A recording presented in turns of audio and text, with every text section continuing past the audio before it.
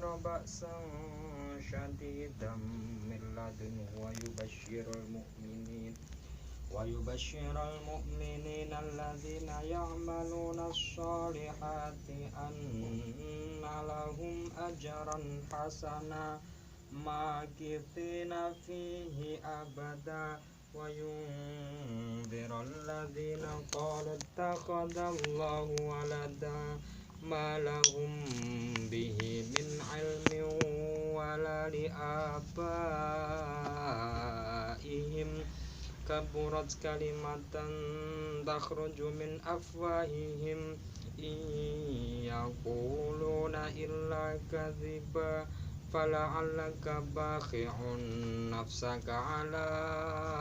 آثارهم إن لم يؤمنوا بهذا الحديث أسفا إنا جعلنا ما على الأرض زينة لها لنبلوهم أيهم أحسن عملا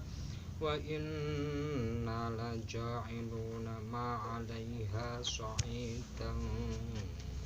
جرزا أم حسبت أن أصحاب الكهف والرقيم كانوا من آياتنا عجبا